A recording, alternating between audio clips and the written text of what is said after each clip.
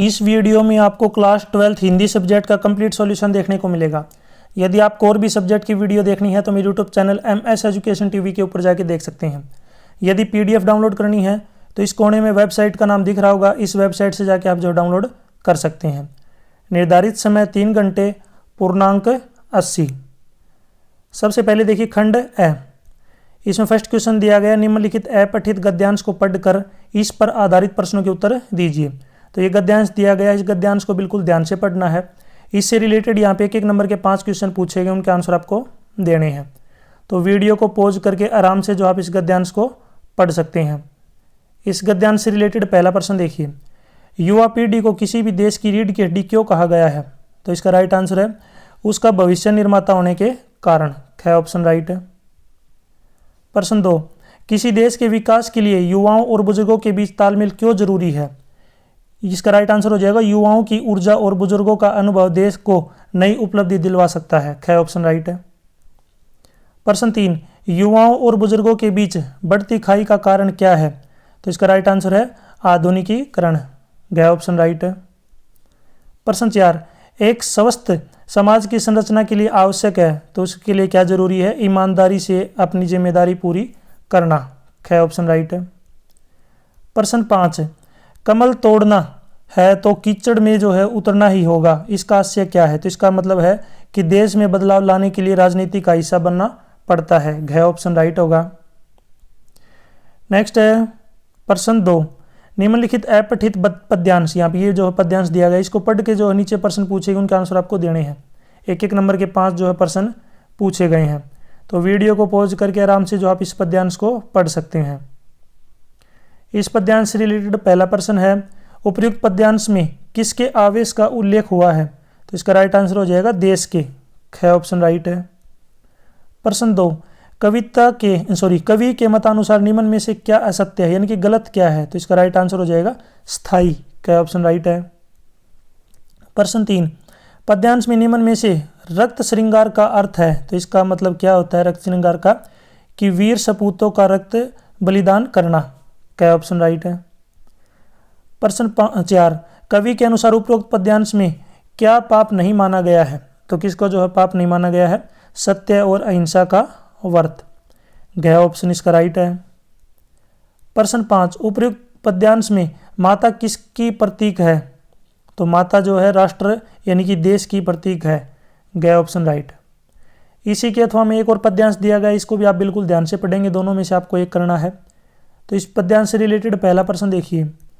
प्रश्न है, मानव को सुख दुख में मुस्कुराते हुए देश यानी कि खालिस्तान में रहना चाहिए, तो किस में रहना चाहिए? धीरज में। क ऑप्शन राइट है। प्रश्न 2, आकुल अंतर की पीड़ा किसके लिए सहनी चाहिए? तो ये चाहिए राष्ट्र के लिए, तो इसका राइट आंसर हो जाएगा ग ऑप्शन राष्ट्र के लिए। प्रश्न 3, कोटि कोटि वीर पूत दवार दवार रे दे री, पंक्ति में कोटि कोटि में कौन सा अलंकार है? तो इसमें जो है पुनरुक्ति प्रकाश अलंकार है।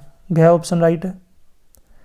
प्रश्न 4, माता का पर्यायवाची शब्द है, तो माता का जो पर्यायवाची शब्द देखिए महतारी और जनयित्री दोनों होते हैं, तो इसका राइट आंसर हो जाएगा ग ऑप्शन। क और ख दोनों ही जो इसके पर्यायवाची हैं। इसके अलावा माता का और क्या क्या पर्यायवाची होता है जरूर कमेंट सेक्शन में बताएं। 1-2 पर्यायवाची आपको कौन कौन से आते हैं माता के, कमेंट में बताएं। प्रश्न 5, कथन दिया गया कि भारत का अंगना जीवन भर मुस्कुराए, तो ये क्या है? बिल्कुल सही है, सत्य है, ट्रू। कारण है कि मातृभूमि रक्षा को मैं वीर नारी हूं और साहस की बेटी हूं, ये भी क्या? सत्य है। दोनों कथन सत्य दे रखे हैं, तो इसमें राइट आंसर हो जाएगा घ ऑप्शन। कथन ए सही है और कारण आर भी क्या है? सही। प्रश्न 3, काव्य पर आधारित निम्नलिखित बहुविकल्पीय प्रश्नों के उत्तर दीजिए। एक नंबर के 5 प्रश्न पूछे गए हैं काव्य के आधार पर। तो इसमें पहला प्रश्न देखिए यहाँ पे, पतंग कविता में तितलियों की इतनी नाजुक दुनिया से कवि क्या आशय है? कवि का क्या आशय है? तो इसका मतलब क्या है कि रंगीन पतंगों का कोमलमय संसार। ख ऑप्शन राइट है। प्रश्न 2, कैमरे में बंद अपाहिज कविता में कैमरा एक साथ क्या खींचना चाहता है, यानी क्या दिखाना चाहता है? तो ये दिखाना चाहता है दर्शक और अपाहिज दोनों को रोते हुए। घ ऑप्शन राइट है। प्रश्न 3, जगदम्बा हरि आनी अब सठ चाहत कल्याण, ये कथन किसने किसको कहा? तो ये कहा था कुंभकर्ण ने रावण को। घ ऑप्शन राइट। प्रश्न 4, छोटा मेरा खेत कविता में कल्पना को रसायन क्यों कहा गया है? तो इसलिए कहा गया क्योंकि सृजन के विकास में सहायक तत्व। गया ऑप्शन राइट है। नेक्स्ट है प्रश्न 5, उषा नामक कविता के आधार पर कॉलम ए को कॉलम बी के साथ जो है मिलान करना है। तो सबसे पहला देखिए यहाँ पे, राख से लिपा हुआ चौका यानी कि पवित्रता, पहले की मैचिंग 3 के साथ है।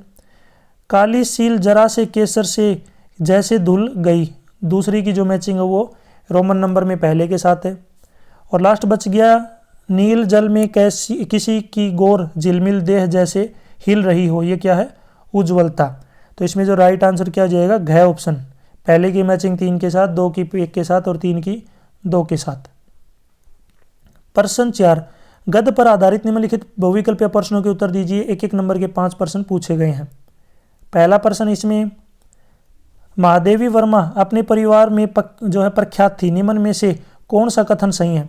तो इनमें से कथन सही बताना है। तो इसका राइट आंसर है, महादेवी वर्मा अपने परिवार में पशु पक्षी पालन के लिए प्रख्यात थी। घ ऑप्शन क्या होगा इसका राइट, ये जो क्या आएगा? पशु पक्षी पालन। प्रश्न 2, जन्माष्टमी के अवसर पर बचपन में लेखक डैश यानी कि खालिस्तान झांकी सजाकर पंजीरी बांटता था। तो कितने दिनों तक झांकी सजाता था? 8 दिनों तक। ग ऑप्शन राइट है। प्रश्न 3, शिरीष के फूल को किस साहित्य में कोमल माना गया है? तो इसका राइट आंसर है संस्कृत साहित्य में। ख ऑप्शन राइट है। प्रश्न 4, लुट्टन सिंह पहलवान के संदर्भ में कौन सा कथन असत्य है यानी कि गलत कथन बताना, इनमें से कौन सा है? तो लुट्टन सिंह पहलवान शेर के बच्चे के नाम से प्रसिद्ध था। तो ये क्या स्टेटमेंट है? गलत है। शेर के बच्चे के नाम से कौन प्रसिद्ध था? जरूर कमेंट सेक्शन में बताएं, लगभग सभी स्टूडेंट को इसका आंसर पता होगा। नेक्स्ट है प्रश्न 5, बाजार दर्शन नामक पाठ के आधार पर कॉलम ए को कॉलम बी के साथ जो है मिलान करना है। तो देखिए सबसे पहले, बाजार के आकर्षण में फंसना स्वाभाविक है। तो इसका मतलब क्या है? ये पहले की जो मैचिंग होगी किसके हाथ हो जाएगी? मन खाली हो, जब मन खाली होता है तो। दूसरा है, बाजार में फिजूल सामान खरीद कर नहीं लाते। इसका मतलब क्या है? कि मन खाली न हो, जब मन खाली नहीं है तो हम नहीं लाते सामान खरीद के। तीसरा है, बाजार चाहकर भी आकर्षक में फंसा नहीं जा सकता। तो इसका जो मैचिंग है पहले के साथ आएगी, मन में नकार हो, यानी कि मन में जब इच्छा ही नहीं है तो ये देख लेंगे कौन से ऑप्शन में है। तो ये राइट आंसर आ जाएगा ग ऑप्शन, पहले की मैचिंग 2 के साथ, 2 की 3 के साथ, 3 की 1 के साथ। प्रश्न 5, वितान भाग 2 आधार पर निम्नलिखित बहुविकल्पीय प्रश्नों के उत्तर दीजिए। 1 नंबर के 5 प्रश्न पूछे गए हैं। पहला प्रश्न है इसमें, यशोधर बाबू अपने बटुए में कितने रुपए हमेशा रखते थे? 100 से लेकर 150 रुपये, यानी कि 100 से 150 रुपये। ख ऑप्शन राइट। प्रश्न 2, यशोधर बाबू के संबंध में कौन सा कथन सही नहीं है, यानी कि गलत कथन बताना है। वे डेमोक्रेटिक बाबू नहीं है, ये कथन क्या है? गलत है। प्रश्न 3, मुझे मालूम है बालिस्टर नहीं होने वाला है तू, से कथन किसके बारे में है? तो ये कथन किसके बारे में है? लेखक के बारे में। गया ऑप्शन राइट है। प्रश्न 4, अतीत के दबे पाव नामक पाठ में लेखक के अनुसार मोहनजोदड़ो की आबादी लगभग कितनी थी? 85,000। घ ऑप्शन राइट है। प्रश्न 5, अतीत के दबे पाव नामक पाठ के कथन ए और आर को पढ़कर उचित विकल्प चुने। तो इसमें पहला देखिए, पहला दिया गया है कि मोहनजोदड़ो छोटे छोटे टीलों में बसा था। सही बात है, बिल्कुल सही है कथन। कारण है ये टीले कच्ची और पक्की ईंटों से बने थे, ये भी क्या सत्य है। तो इसमें दोनों कथन सत्य हैं, तो इसमें ग ऑप्शन राइट आएगा। कथन ए भी सही है और जो कारण है वो भी क्या है? सही। प्रश्न 6, अभिव्यक्ति और माध्यम के आधार पर निम्नलिखित बहुविकल्पीय प्रश्नों के उत्तर दीजिए। 1-1 नंबर के 5 प्रश्न पूछे गए हैं। पहला प्रश्न है, विशेष लेखन के लिए सबसे जरूरी बात है। तो सबसे जरूरी क्या है? गिद्ध, दृष्टि और पक्का इरादा। घ ऑप्शन राइट। प्रश्न 2, संदेश के आदान प्रदान में लगने वाले समय तथा दूरी को कम करने के लिए मनुष्य ने किसकी खोज की है? तो मनुष्य ने की है संचार और जन संचार की खोज। प्रश्न 3, कॉलम ए को जो है कॉलम बी के साथ जो है उचित मिलान करना है। तो इसमें पहला है, समाचार संगठन में नियमित वेतनभोगी को क्या बोलते हैं? यहाँ पे जो है पूर्णकालिक पत्रकार, यानी कि 1 की मैचिंग किसके साथ है? 3 के साथ। दूसरा, समाचार संगठन में निश्चित मानदेय पर काम करने वाला क्या होता है? अंशकालिक पत्रकार। 2 की मैचिंग किसके हाथ हो जाएगी? 1 के साथ। तीसरा है, भुगतान के आधार पर भिन्न समाचारों में काम करने वाला क्या होता है? फ्रीलांसर। तो जो 3 की मैचिंग किसके हाथ हो जाएगी? 2 के साथ। तो ये ऑप्शन देख लीजिए कौन से में? 1, 3, 2, 1, 3, 2। तो ये दिया गया अपना क ऑप्शन में, तो यहाँ पे क ऑप्शन क्या होगा अपना राइट। प्रश्न 4, पत्रकारिता के संबंध में निम्न में से कथन सत्य है, यानी कि सही कथन कौन सा है। तो इसका राइट आंसर है कि पत्रकारिता का संबंध तथ्यों से होता है, ग ऑप्शन राइट। प्रश्न 5, हिंदी का पहला साप्ताहिक पत्रिका जो है किसको माना जाता है, जो है उदंत मार्तंड को, क ऑप्शन राइट। प्रश्न 7, व्याकरण पर आधारित निम्नलिखित बहुविकल्पीय प्रश्नों के उत्तर आपको देने हैं। एक एक नंबर के 5 प्रश्न यहाँ पे पूछे गए हैं। तो इसमें पहला प्रश्न है, निम्नलिखित में से कौन सा कथन सही है, सत्य कथन बताना है कौन सा है।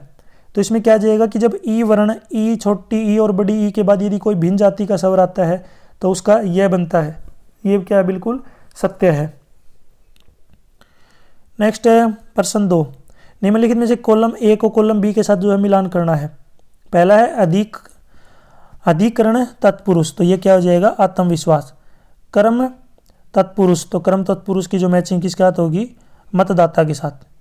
नेक्स्ट अगर हम बात करें यहाँ पे दूसरे की जो मैचिंग है 4 के साथ, पहले की 2 के साथ। संप्रदान कारक की जो मैचिंग होगी सत्याग्रह। कैसे पता चलता है, जैसे आपको पता होगा सत्याग्रह सत्य के लिए किस में आता है, संप्रदान में आता है। ऐसे आइडिया लगा सकते हैं आप। करण तत्पुरुष, तो ये क्या है, गुणहीन, यानी कि गुण से हीन, और ही से किस में आता है, करण से। तो इसमें देखिए पहले की मैचिंग 2 के साथ है, 2 की मैचिंग 4 के साथ, 3 की मैचिंग 1 के साथ और 4 की मैचिंग 3 के साथ। ये कौन से ऑप्शन में देख लेते हैं। तो ये अपना पहले ऑप्शन में दिया गया है, तो फर्स्ट ऑप्शन राइट होगा। प्रश्न 3, निम्न में से कर्मधारय समास में सही उदाहरण कौन सा है। तो कर्मधारय का होता है मुख्य अध्यापक, जो है प्रधाना अध्यापक और गुरुदेव। प्रश्न 4, उसकी अकल चक्कर खा गई, तो उसकी अकल चक्कर खा गई, तो इसमें दोष क्या है। तो इसमें मुहावरा संबंधी जो है दोष है, ये कोई मुहावरा नहीं होता। प्रश्न 5, निम्नलिखित में से शुद्ध वाक्य छाटिए, इनमें से शुद्ध वाक्य कौन सा है। तो वह एक विदुषी महिला थी, ग ऑप्शन इसमें राइट है। प्रश्न 8, नैतिक शिक्षा के आधार पर प्रश्न पूछे गए हैं, बहुविकल्पीय एक नंबर के 5 प्रश्न है। पहला प्रश्न है, सुक्ति सौरभ पाठ के आधार पर विवेक रहित मानव का पतन कितने प्रकार से होता है। तो उसका होता है सैकड़ों प्रकार से पतन होता है, क्या ऑप्शन राइट है। प्रश्न 2, जैन दर्शनानुसार जगत कितने प्रकार के पदार्थों में विभाजित है, 2 प्रकार के पदार्थों में विभाजित है, क्या ऑप्शन राइट। प्रश्न 3, सिद्धार्थ का पालन पोषण करने वाली माता का नाम बताएं। तो उनकी माता का नाम था गौतमी, पालन पोषण करने वाली। प्रश्न 4, बुद्ध के संदर्भ में निम्न में से कौन सा कथन सत्य नहीं है, यानी कि गलत कथन बताना है। तो इसका राइट आंसर क्या हो जाएगा, बुद्ध के पुत्र का नाम विराट था, ये कथन क्या है, सत्य नहीं, गलत है। अगर उनका जो है बुद्ध के पुत्र का नाम अगर विराट नहीं था तो उनके पुत्र का नाम क्या था, सभी बच्चे कमेंट सेक्शन में बताएंगे। ये प्रश्न मैं इसलिए पूछता हूँ ताकि मुझे पता चलता रहे कि आप वीडियो को ध्यान से देखते हैं, साथ ही साथ आपकी जो नॉलेज है इसका भी मेरे को टेस्ट हो जाता है कि हाँ आपको भी जो है नॉलेज अच्छी खासी। प्रश्न 5, शाश्वत नैतिक मूल्य के आधार पर कॉलम ए को जो है कॉलम बी के साथ मिलान करना है। तो इसमें देखिए यहाँ पे पहले है सत्यम बुरियात प्रियम बुरियात न बुरियात सत्यम प्रियम, तो ये क्या हो जाएगा, पहले की मैचिंग 4 के साथ, यानी कि मनुस्मृति। नेक्स्ट है अहिंसा, इसकी जो सेकंड वाले की मैचिंग के साथ हो जाएगी पातंजल योग सूत्र के साथ, 2 की मैचिंग 3 के साथ। अहिंसा परमो धर्म, ये इसकी जो मैचिंग है ये किस में है, संस्कृत के हाथ मैचिंग हो जाएगी, संस्कृत के हाथ। और लास्ट में जो बच गया आपका सतस्य वचनम श्रेय, तो ये पहले की चौथे की मैचिंग किसके हाथ हो जाएगी, फर्स्ट के साथ शांति पर्व। तो इसमें राइट आंसर हो जाएगा घ ऑप्शन, यानी कि 1 की मैचिंग 4 के साथ, 2 की 3 के साथ, 3 की 2 के साथ और 4 की 1 के साथ। खंड ब, वर्णात्मक प्रश्न यहाँ पे पूछे गए हैं। प्रश्न 9, निम्नलिखित जो है पद्यांश की सह प्रसंग व्याख्या करनी है, 5 नंबर का ही है। तो व्याख्या आप खुद कर सकते हैं, मैं यहाँ पे आपको जो बताता हूँ। कवि का नाम है इसमें आलोक दनवा, यानी इसके जो कवि हैं इनका नाम है आलोक दनवा, न याद आएगा। और कविता का नाम है पतंग कविता से ये जो है लिया गया है। इसमें अगर व्याख्या की बात करें तो कवि ने बच्चों के साहस, निडरता, बाल सुलभ इच्छाओं तथा उनके भागों का जो सजीव चित्रण किया है। काव्य सौंदर्य, भावपूर्ण शैली, अनुप्रास व मानवीकरण, अलंकार, प्रसाद, गुण व मुक्त छंद आदि का जो प्रयोग किया है। डिटेल में आप जो इसको अगर अच्छी तरीके से लिखना है तो आप जो है खुद अपनी भाषा में लिखें। इसी के अथवा में एक और दिया गया है पद्यांश, यहाँ पे इसको पढ़ के जो है नीचे इसके प्रश्न पूछेगी, उनके आंसर आपको देने हैं। दोनों में से आपको जो भी ठीक लगे वो आप कर सकते हैं। ये भी 5 नंबर का है। तो देखिए यहाँ पे ये जो है पद्यांश दिया गया है, सबसे पहले इसके कवि का नाम, तो इसके कवि कौन है? तुलसीदास।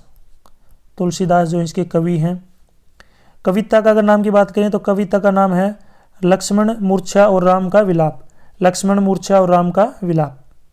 प्रश्न 2, वेद के साथ कैसा व्यवहार किया गया? तो इसका उत्तर है जिस आदर व मान सम्मान से लेकर आए उसी आदर व मान सम्मान से वापस छोड़कर आए।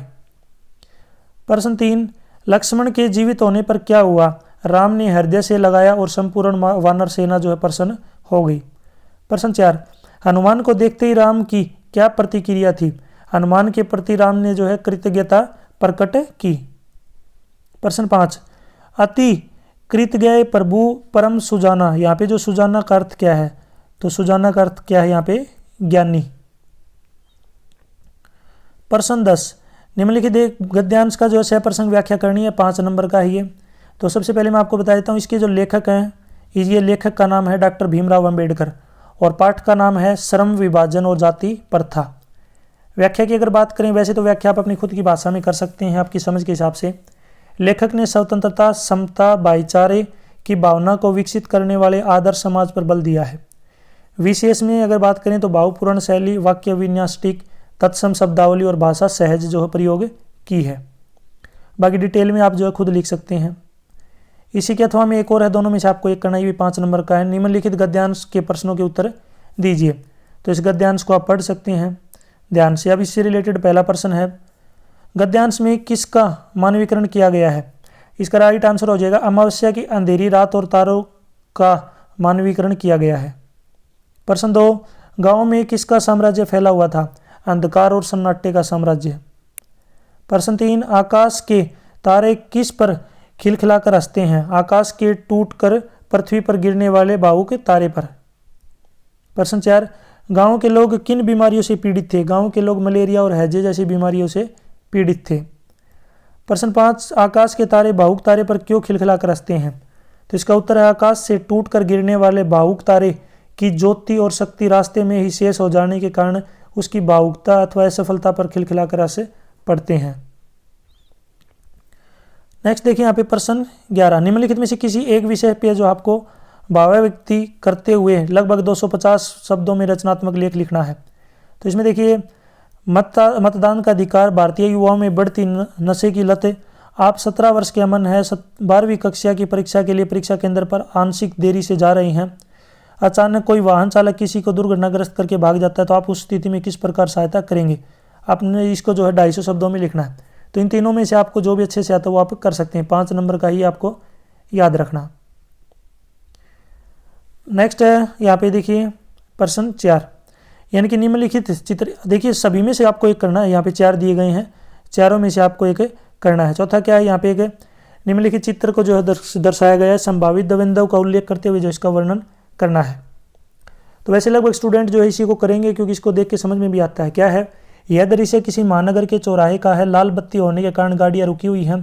फुटपाथ पर एक बच्चा एक वृद्ध महिला को सड़क पार करवा रहा है। एक व्यक्ति अपनी स्कूटर को आधे फुटपाथ पर ले आया है। यह नियम के विरुद्ध है। यातायात के लिए बनाए गए नियमों का पालन न करने से ही दुर्घटना होती है। कुछ लोग हरी बत्ती होने का इंतजार नहीं करते और गाड़ी दौड़ा कर ले जाते हैं। ऐसा करते समय गाड़ियां परस्पर टकरा जाती है और दुर्घटना हो जाती है। अतः वाहन चलाते समय यातायात के नियमों का पालन करना चाहिए। नेक्स्ट देखिए यहाँ पे प्रश्न 12, काव्य खंड पर आधारित जो है निम्नलिखित प्रश्नों के उत्तर आपको देने हैं। तो इसमें पहला प्रश्न देखिए 3 नंबर का है, कैमरे में बंद अपाहिज करुणा के मुखौटे में छिपी क्रूरता की कविता है, कविता के आधार पर स्पष्ट कीजिए। तो इसमें देखिए अगर उत्तर की बात करें तो दूरदर्शन के अहंकारी व संवेदनहीन अधिकारियों के अमानवीय मानसिकता को उजागर किया। दूरदर्शन की क्रूर चेहरे की सच्चाई को दर्शाना। सामाजिक कार्यक्रमों के नाम पर अपंगता के नाम पर व्यवसाय बढ़ाने की मानसिकता। अपाहिज व्यक्ति की भावनाओं से खिलवाड़ करना। नेक्स्ट है इसमें प्रश्न 2, भोर के नभ को राख से लिपा गया चौका क्यों कहा गया? 2 नंबर का ही है। तो भोर काल के नभ में नीलिमा के साथ उज्ज्वलता का मिश्रण है। राख से लिपे चौके में भी जो है नीलिमा के साथ सफेदी का मिश्रण है। प्रश्न 13, गदखंड के आधार पर जो प्रश्न पूछेगी उनके उत्तर देने हैं। भक्तिन के जीवन में आई समस्याओं का वर्णन कीजिए, 3 नंबर का है।